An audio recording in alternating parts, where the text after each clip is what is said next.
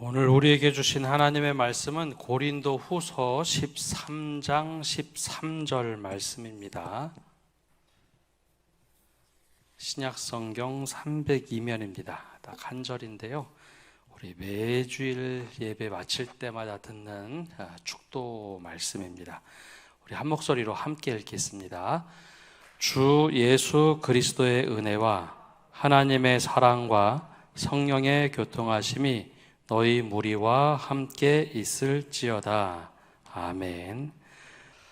오늘은 웨스트민스터 신앙고백 두 번째가 되는 삼위일체 하나님에 대해서 두 번째 말씀을 전하고자 합니다.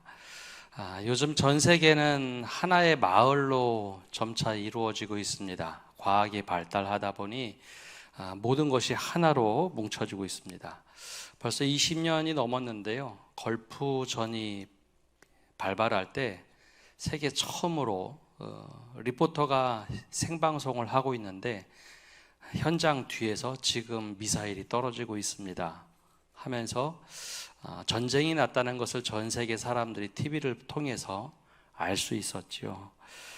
이거 뭐 하나의 예에 불과하고요. 지금은 훨씬 더 많은 것들이 발달해서 내가 외국에 있는 누구와 통화하고 싶다, 영상 통화하고 싶다 하면 바로 전화를 눌러서 통화할 수 있습니다.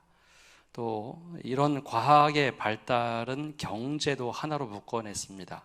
과거와 다르게 생산을 하는 국가, 특별히 원료를 생산하는 국가, 부품을 생산하는 국가들, 그 조립하는 국가들 서로 분업이 돼서 하나의 나사가 빠지면 전체가 안 돌아가듯이 세계의 하나의 마을처럼 구성이 되어 있습니다. 그러다 보니 문화나 사고방식들도 점차 원래는 달랐지만 점차 비슷해져 가고 있습니다. 우리나라의 가수 BTS가 앨범을 내면 전 세계의 앨범이 동시에 발매가 되고 모든 세계의 차트에서 1위를 합니다. 그리고 그들이 만든 가사나 음악을 들으면서 가사의 의미가 무엇인지, 특별히 가사의 배경이 어떤 배경을 가지고 있는지 전 세계 수억 명의 아미들, 즉 BTS를 좋아하는 사람들이, 젊은이들이 그 내용을 찾아보고 이해를 하고 있습니다. 이렇게 하나가 되는 세계 속에서 과연 우리가 신앙을 어떻게 갖고 살 수 있을까 하는 이제 도전이 점차 또 우리에게 다가옵니다. 모든 것이 다 드러나고 밝혀지고 또 과학이 최첨단으로 드러나면 드러날수록 신앙생활 하기가 어렵다라고 느껴지는 반면 우리가 좀 더 정확하게 알고 하나님에 대하여 정확하게 이야기할 수 있고 우리가 하나님 믿는 신앙을 가지고 예수 그리스도 은혜를 가지고 살아가는 삶을 살아갈 때 무엇이 있길래 너희들은 그렇게 살아가는가 하는 이야기를 할 수 있다는 것이죠. 정확하게 알아야 합니다. 모든 것이 점점 복잡해질수록 우리보다도 더 많이 아는 지식을 가지고 신앙에 대해서 물어볼 때 우리가 대답할 수 있는, 응답할 수 있는 답을 가지고 있어야 합니다.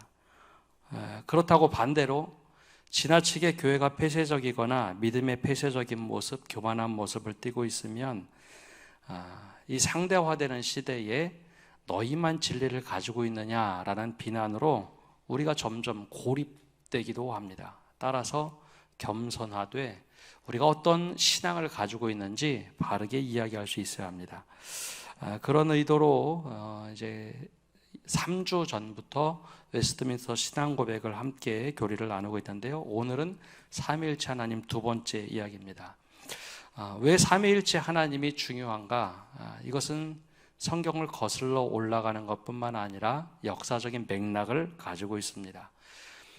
초대 교회가 시작이 될 때 우리와는 사뭇 다른 교회의 시작입니다. 우리 교회가 개축될 때는 바로 옆에 있는 서문교회 기도 처소로 처음에 개척이 됐죠. 보통 개척교회 한다 하면 현대는 목회자나 성도들이 함께 가서 신학훈련을 받은 목회자 또 성도들이 가서 교회를 개척을 합니다. 기존에 알고 있는 상식 속에서 신앙의 틀 속에서 개척을 하죠. 그러나 처음 교회가 시작됐을 때는 전혀 다른 세상이었습니다. 예수님이 죽고 부활하시고 성령의 임재와 함께 그 뜨거운 열정을 가지고 나가서 너희가 그 메시아를 죽였다. 그리고 하나님께서 그 메시아를 살리셨다. 그게 바로 복음의 선포였고 최초의 전도였습니다. 지금하고는 사뭇 다르죠. 우리는 교회 데리고 오느냐가 문제였지만 당시에는 어느 누구도 가서 이야기하지 못할 때 너희가 메시아를 죽였고 하나님이 그 메시아를 다시 살리셨다. 그게 복음이었습니다. 그 이야기를 듣고 수많은 사람들이 회개하고 회심했고 모여든 채로 교회가 시작이 됐죠. 그러니까 뭔지 모르고 사람들이 예수 믿는다라고 사람들이 모인 모임을 교회라고 불렀습니다. 사도행전 1장 8절에 나오듯이 예루살렘과 온 유다와 사마리아와 땅끝까지 이르러 내 증인이 되리라 예수님이 말씀하셨지만 그게 무슨 뜻인지도 몰랐고 그렇게 예루살렘에서 교회가 시작이 됐습니다. 그런데 시간이 조금 흘러서 유일신앙을 가지고 있던 유대교, 하나님만이 유일신이다 라고 했는데 너희는 어떻게 예수가 하나님이라고 하느냐? 유대인들이 먼저 교회를 핍박을 하죠. 그 핍박 때문에 사도들이 흩어졌고 성도들이 흩어지면서 말씀이 그대로 이루어집니다. 너희가 예루살렘에서 그리고 온 유대와 사마리아로 뿔뿔이 흩어지고 온 땅 끝까지 복음을 전하라고 했는데 내 증인이 되라고 했는데 그 박해 때문에 예루살렘을 넘어 유대로 가고 사마리아로 가서 복음을 전하기 시작합니다. 근데 그때 처음으로 이방인들이 예수를 믿게 됩니다. 근데 그 이방인들은 원래 유대교를 너무나 잘 알고 있던, 즉 하나님을 알고 있던 이방인들이었습니다. 그들에게도 유일신 신앙 사상이 그대로 전달이 됐기 때문에 별 무리는 없습니다. 그런데 그 이후에 로마가 박해할 때부터는 좀 차원이 달라졌습니다. 이방인들이 예수 그리스도를 믿으려면 예수 그리스도가 누군지 알아야 하는데 예수 그리스도를 증거하기 위해서 믿음이 필요했죠. 또 설명이 필요했습니다. 그리고 이방인들이 예수를 믿으면서 황제에게만 붙였던 주님이라는 표현, 큐리오스라는 주님이라는 표현을 예수님에게 쓰기 시작했습니다. 이게 아주 놀라운 변화죠. 그러면서부터 이제 믿음의 도전들이 시작이 됩니다. 로마가 직접 교회를 박해하기 시작했죠. 그런데 이것은 외부적인 박해였습니다. 또 다른 문제는 그들이 가지고 있는 사상 그리고 그들이 가지고 있는 이방 신에 대한 관점이 교회에 슬그머니 들어와서 혼합되기 시작했습니다. 그게 바로 요한계시록이나 고린도 전후서에 나오는 수많은 이야기들 중에 하나인 이단의 사상들입니다. 당시 이단의 사상들이 교회로 이렇게 침투해 들어왔는데 그것은 침투해 들어오기보다는 의미도 있지만 이방 지역에 가서 복음을 전하다 보니 그 지역에 살던 사람들의 생각들과 하나님을 믿는 믿음, 예수 그리스도를 믿는 믿음이 막 섞이기 시작한 겁니다. 그러면서부터 신앙이 막 흔들리기 시작합니다. 근데 여기에 더 큰 문제가 생긴 것이 이것을 정확하게 전달해야 하는데 이 잘못된 생각들로 몇 무리들은 잘못된 믿음을 갖게 됐고 교회 안에서 분쟁이 막 일어났죠. 그래서 사도 바울이나 혹은 사도 요한들이 급하게 편지를 써서 이런 거를 대처하라라고 기록했던 글들이 나중에 신약 성경의 서신서를 이루게 됩니다. 시간이 좀 더 지나서 예수님에 대해서 일대기를 기록해서 예수님의 말씀, 예수님의 행동, 어떤 것을 가르쳤는가 그것을 기록해야 되는데 마가가 가장 먼저 붓을 들어서 이는 예수 그리스도의 복음의 시작이라 예수님 자체가 복음이라고 기록을 하면서 복음서를 써내려갑니다. 사도들이 다 죽기 전에 예수님이 하신 말씀과 삶을 기록해야겠다. 그러면서 이 성경이 기록되기 시작합니다. 이따 오늘 끝날 때 대한성서공회 좀 소개하는 홍보의 시간을 가지려고 하는데요. 바로 성경이 이렇게 시작이 됩니다. 이때 가장 주된 이유는 믿음을 지키는 것, 그리고 이단을 어떻게 대처할 것인가 였죠. 바로 그러면서 이후에 성경 이후에 교리들이 이제 생겨나기 시작합니다. 잘못된 믿음을 가지고 있으면 믿어도 잘못된 방향으로 흘러갈 수 있기 때문이죠. 그래서 초대 교회는 박해뿐만 아니라 내부적인 이단에 대응을 해야 했는데요. 그 중에 가장 문제가 됐던 것이 바로 삼위일체 하나님입니다. 당시와 다르게 현대는 이런 이단들이 있죠. 우리가 잘 알고 있듯이 신천지, 최근에 언론을 통해서 크게 부각된 JMS, 전통적인 오래된 이단들 중에는 여호와의 증인, 안식교, 안상홍 증인의 몰몬교, 구원파 등이 있습니다. 이런 대표적인 이단들이 어느 날 하늘에서 뚝 떨어진 것이 아니라 사실 고대 교회부터 이단들의 흐름이 조금 더 변형돼서 지금까지 왔다는 겁니다. 조금 고급되고 세련되게 비판받았던 것을 좀 수정해서 우리가 유혹받을 수 있도록 이단들이 변모해 왔습니다. 근데 우리가 이단 그러면 처음부터 끝까지 다 다를 것이라 생각하지만 이단이라는 말, 다를 이자에 끝단을 씁니다. 한 8, 90%는 같지만 가장 중요한 교리, 특별히 삼위일체 교리나 기독론, 즉 예수 그리스도에 대한 교리가 다를 때 우리는 그것을 정확하게 이단이라고 이야기합니다. 그러면 이 초대교회에 어떤 이단들이 있었는가? 왜 삼위일체를 이렇게 표현했을까라는 거죠. 초대교회에 이단 중에 영지주의라는 게 있었습니다. 영지주의 한번 자막을 띄워줘 보시면요, 영지주의는 크게 이렇게 얘기할 수 있습니다. 이분법이 아주 정확합니다. 영은 선하고 육은 악하다.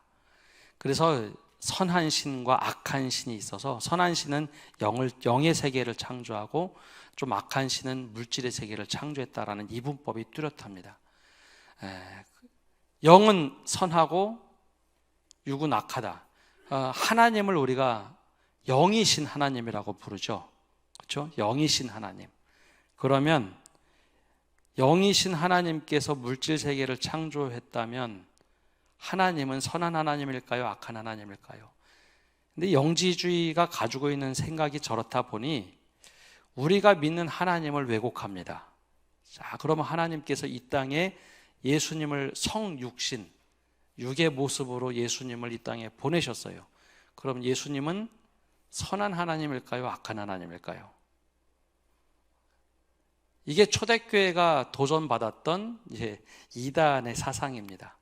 그 예수님을 설명하려면 분명히 우리가 배우기는 참 하나님이시면서 참 인간이다라고 배웠는데, 참 인간이 되면 신이 영이신 하나님보다는 떨어지는 하나님이 되는 겁니다.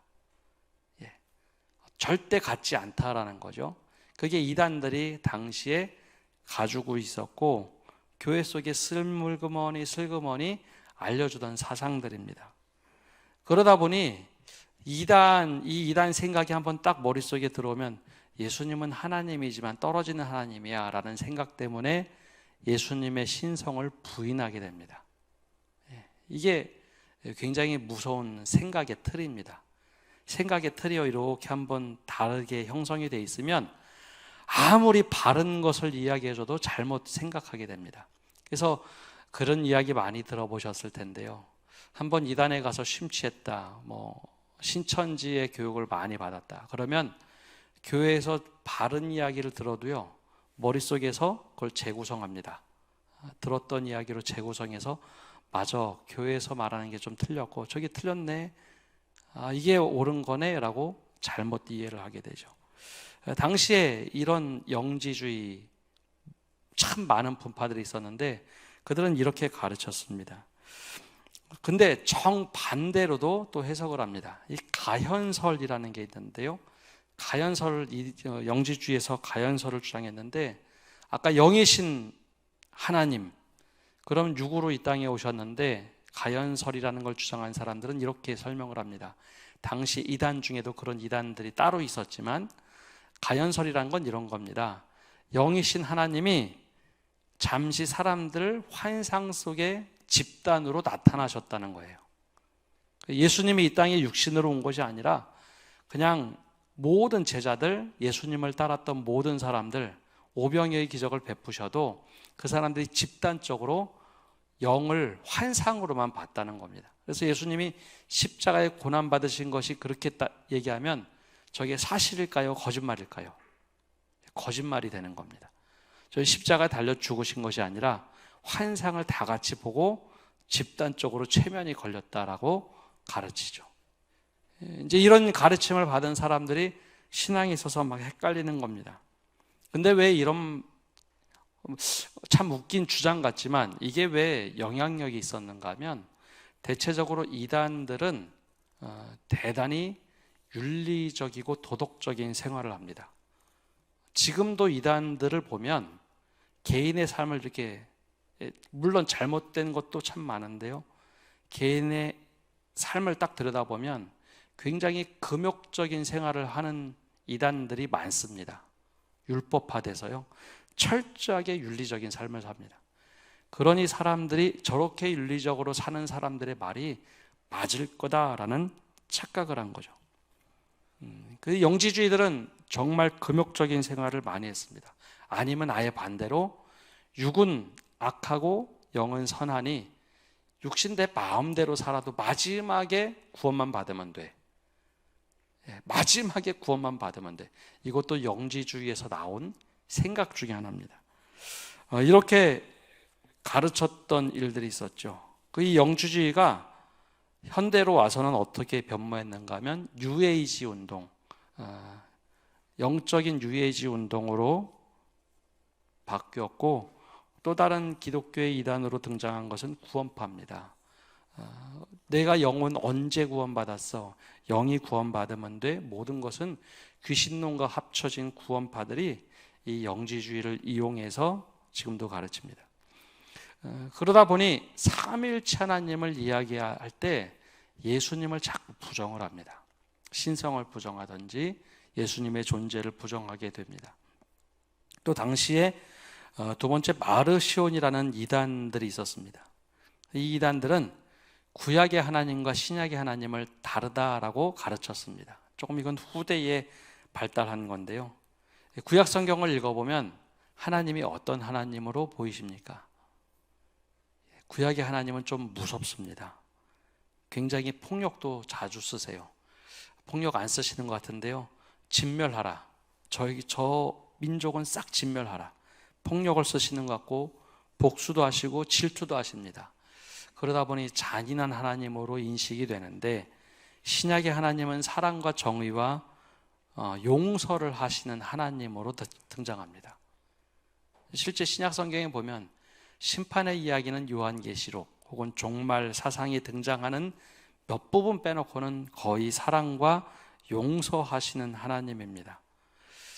그래서 그들은 하나님을 신약과 구약을 구분해서 다른 분이다라고 이야기합니다. 그래서 이것을 보고 우리는 양태론이라고 부릅니다. 한번 두 번째 자막 띄워줘 보시면요, 양태론이라는 게 있는데요, 양태론은 우리가 흔히 잘 실수해서 표현하는 이야기들입니다. 우리가 성부, 성자, 성령 하나님을 얘기할 때 그렇게 표현하는 경우 많이 보셨을 겁니다.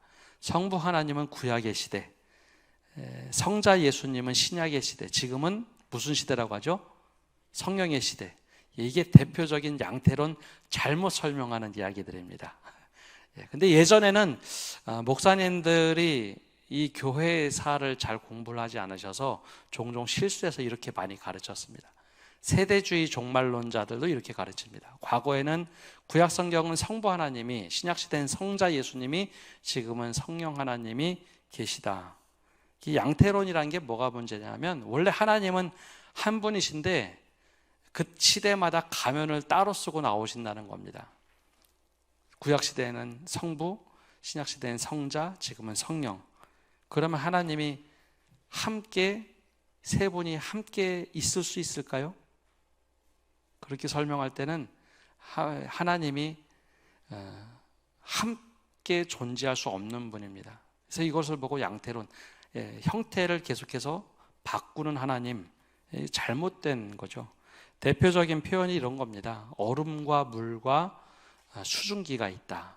똑같은 분자 구조는 같지만 온도에 따라서 0도 밑에는 얼음이고 일반 실온이면 물로 있고 100도가 넘으면 수증기로 있는 거. 근데 이 문제는 이렇게 설명하면 알아듣기는 쉬우나 항상 함께 존재할 수가 없습니다. 얼음과 물과 수증기는 한 자리에 함께 다 같이 존재할 수가 없죠. 온도에 따라서 다 바뀌기 때문입니다. 그러면 창조하실 때는 성부 하나님만 계셨고 구원하실 때는 성자 예수님만 하시고 지금은 성령의 시대라고 한다면 우리가 잘못 이해하는 겁니다. 그래서 이 마르시온이라는 사람, 그 이단에서는 이렇게 가르치곤 했습니다. 근데 이 마르시온이 영향력이 왜 잘못되었는가 하면 하나님의 존재를 함께 하지 못하는 분으로 설명하기 때문입니다. 그래서 이 이단을 정죄했는데요. 근데 지금도 이것이 계속해서 변질돼서 지금까지 흘러왔습니다. 그래서 대표적인 이단들이 바로 지금의 안상홍 증인회, 이렇게 하면 잘 못 알아들으시죠. 하나님의 교회가 대표적인 이 모습을 띠고 있습니다. 그래서 안상홍이라는 사람이 과거에는 지금은 성령 안상홍으로 존재하는데 홍해를 가른 성부 여호와 하나님이고 2000년 전에 십자가에 못 박힌 성자 예수님이 지금은 성령 안상홍으로 왔다. 웃기죠? 우리가 듣기엔 웃긴데 삶이 윤리적이고 도덕적이고 관계가 먼저 형성이 돼서 이야기를 하면 그럴듯해 보입니다. 그래서 요즘의 이단들은 절대 먼저 교리를 얘기하지 않습니다. 어떻게 해서든지 관계를 맺습니다. 내가 좋아하는 게 있으면 그 관계를 다 맺을 수 있도록 다 제공해주고, 내가 어떤 음식을 좋아하면 매번 그 음식 사주고, 적어도 1, 2년 공을 들이고 나서 어느 날 나와 함께 가서 공부 좀 해보자. 거절 못하는 한국 사람들의 성품을 이용해서 그 다음부터는 교리를 가르칩니다.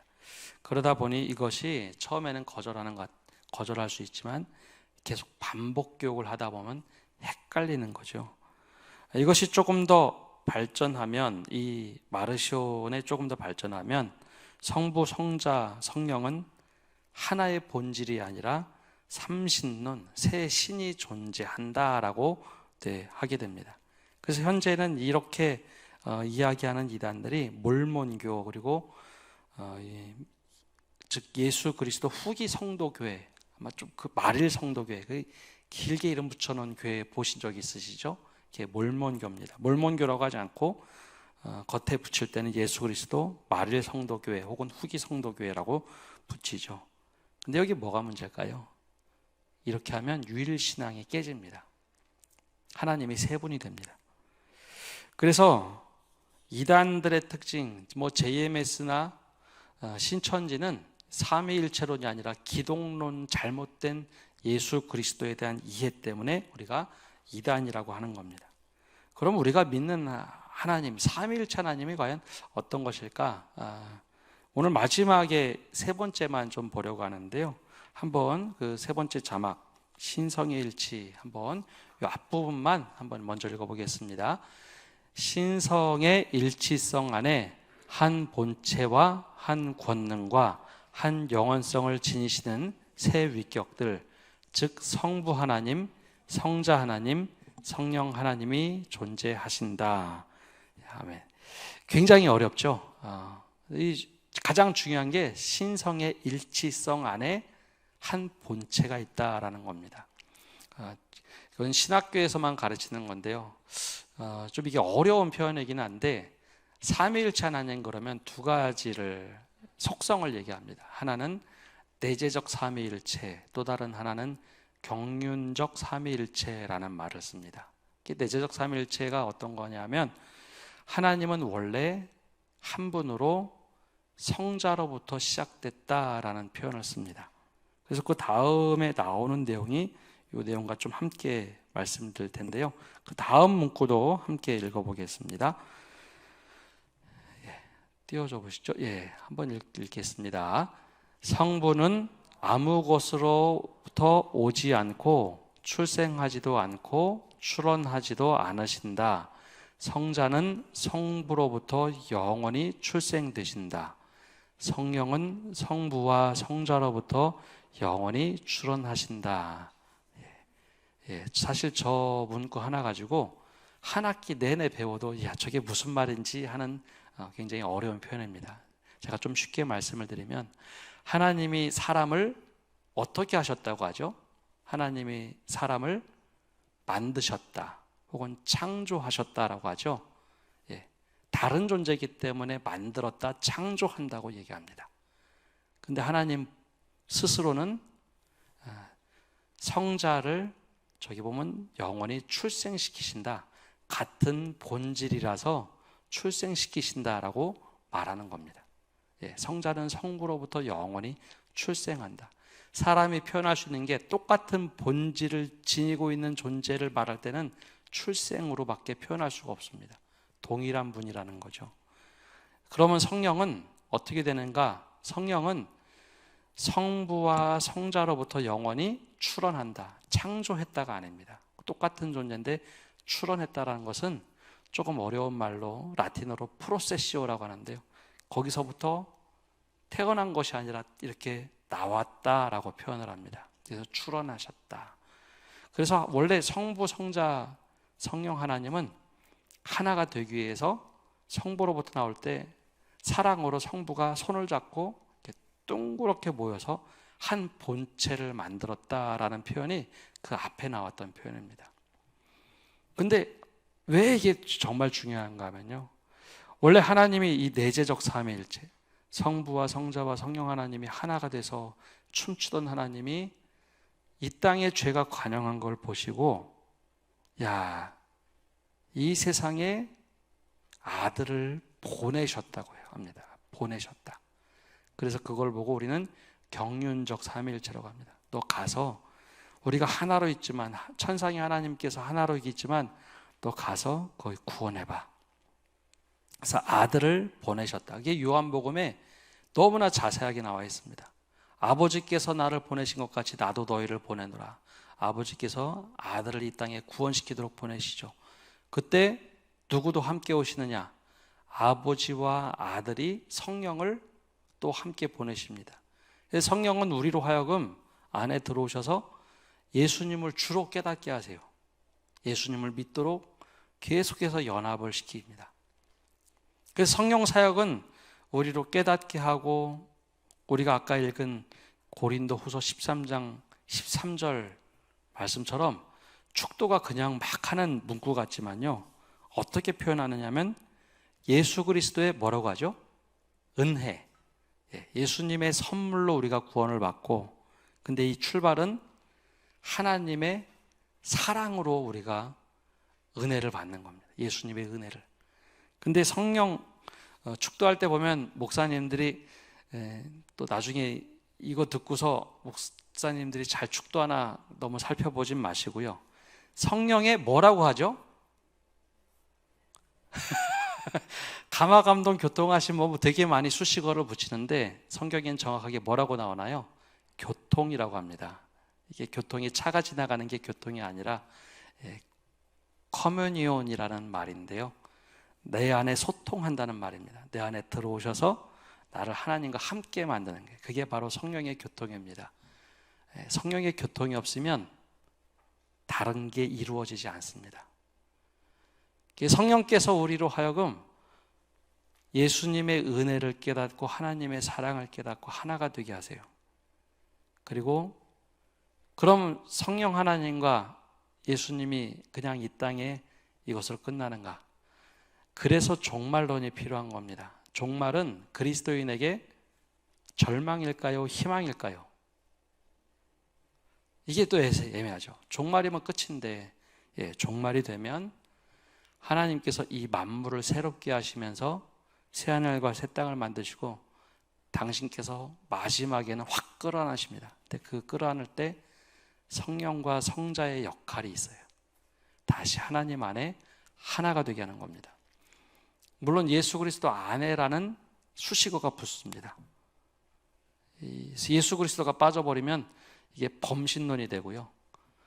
예수님 안에서 성령께서 모든 세상을 하나로 확 끌어안는 게 그리스도인에겐 종말입니다. 하나님과 하나가 되는 꿈.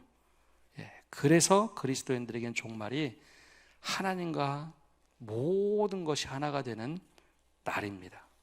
심판의 날이 아니라 우리에겐 새로운 창조가 되는 거죠. 그래서 이 삼위일체 하나님이 대단히 중요한 겁니다. 근데 이단들은 이거를 자꾸 부정합니다. 어떤 하나님도 우리와 교통하는 신은 없습니다.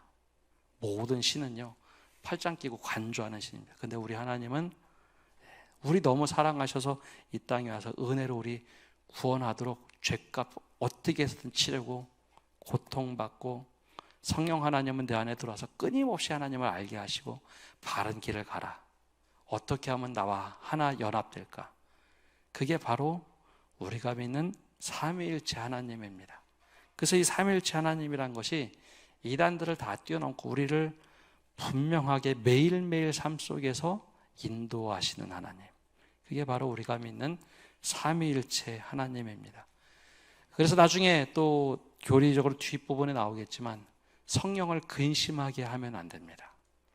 교통하시는 성령을 근심하게 해서도 안 되고, 예수 그리스도의 은혜를 우리가 마음껏 내 노력이 아닌 은혜로 받아들일 수 있는 믿음, 하나님의 그 사랑을 마음껏 누릴 수 있는 믿음, 그게 바로 삼위일체 신앙입니다. 우리 모두가 바로 이 믿음을 가지고, 바른 믿음을 가지고 살아갈 때 이단들의 위협에서, 그리고 세상의 도전에 바로 응답하는 모든 성도 여러분 되시기를 바랍니다. 기도하겠습니다. 하나님 감사합니다. 오늘도 저희가 함께 모여서 말씀의 은혜를 나눕니다. 이 시간 주님께서 함께 해주시고 더 깊은 하나님의 은혜를, 그리고 하나님의 사랑을, 또 성령님의 교통하심을 경험하며 살아가게 하시고, 마지막 날 우리를 부르시는 그날 우리가 주님과 함께 연합되어 살아왔음을 고백하며 하나님 품에 안기는 거룩한 믿음을 가지고 살아가도록 은혜 내려 주옵소서. 이 모든 말씀 예수님의 이름으로 기도합니다. 아멘.